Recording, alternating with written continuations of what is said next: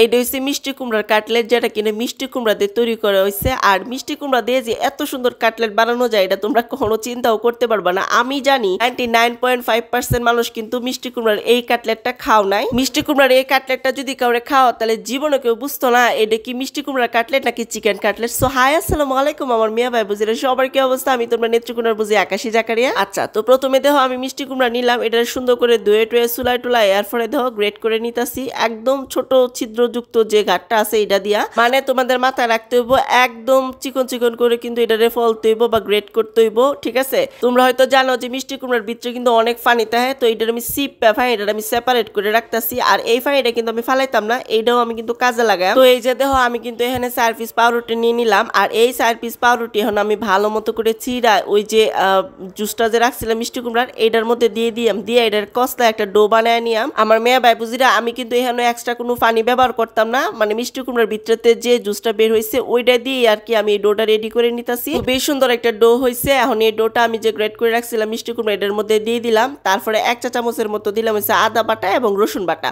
এরপরে দিলাম সামান্য পরিমাণ লবণ, আর 1 চা চামচের মতো দিলাম হচ্ছে সয়া সস, ম্যাগি সস দিলাম 1 চা চামচের মতো। এরপরে ওয়েস্টার সস অল্প একটু দিছি এবং টমেটো সস। তো আমার মেয়ে ভাই বুঝিরা, যদি তোমাদের কাছে এতগুলো সস না থাকে তাহলে কোনো সমস্যা নাই, হাতের কাছে যে কয়টা সস থাকবে এই কয়টা ব্যবহার করো। যদি তোমাদের কাছে টমেটো সস থাকে তা অনলি টমেটো সসই দিও, তাতে কোনো সমস্যা নাই। এরপর হচ্ছে দিলাম 2 চা চামচের মতো চিলি ফ্লেক্স, ধনে পাতা আর হচ্ছে পেঁয়াজ।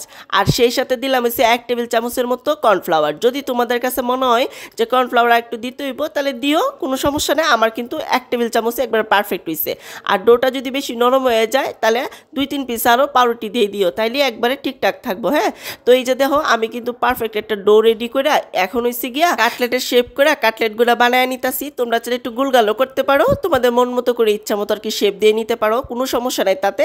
আর এই যে দেখো এখানে কিন্তু নিয়ে নিলাম হচ্ছে ব্রেড গ্রাম। তো এই ব্রেড গ্রাম দিয়ে হচ্ছে গিয়ে এখন আমি এটা কোট করে নিবা। আমার মেয়ে ভাই বুঝিরা, আমি কিন্তু প্রথমে ডিমের মধ্যে কোট করে তারপরে কিন্তু ব্রেড গ্রামের মধ্যে দেই নাই, আমি এখানে সরাসরি ব্রেড গ্রামের মধ্যে কোট করে নিতাছি। আর এইভাবে খাইতে আমার কাছে বেশি ভালো লাগে। যদি তোমরা চাও যে ওই পদ্ধতিতে তোমরা করতে, সেটাও করতে পারো, কোনো সমস্যা নাই। ওকে, তো এই যে দেখো পর্যাপ্ত পরিমাণ কিন্তু এখানে আমি তেল নিয়ে নিলাম। তারপরে এটা আমি ভালো মতো করে হিট করে আমি ওই যে কাটলেটগুলোরে আস্তে আস্তে দিয়ে দিতেছি। আরেকটা জিনিস ক্লিয়ার করি আমার মেয়ে ভাই বুঝিরা, এটা হচ্ছে কি ঝালের ব্যাপারটা। আমি এখানে কিন্তু 2 চা চামচের মতো চিলি ফ্লেক্স দিছি, যেহেতু আমি একটু ঝাল বেশি খাই, তোমরা কিন্তু ঝালটা ব্যালেন্স করে দিবা। আর এই কাটলেটটা হচ্ছে বুড়া থেকে জোয়ান বাচ্চারা সবচেয়ে বেশি পছন্দ করে। হ্যাঁ, আর চায়ের সাথে খাইতে দুনিয়ার মজা লাগে। দেখো সস্তা একটা সবজি দিয়ে এত প্রিমিয়াম কোয়ালিটির এবং লুকের একটা জিনিস তৈরি করছি, এটা কিন্তু বিশাল একটা ব্যাপার, তাই না?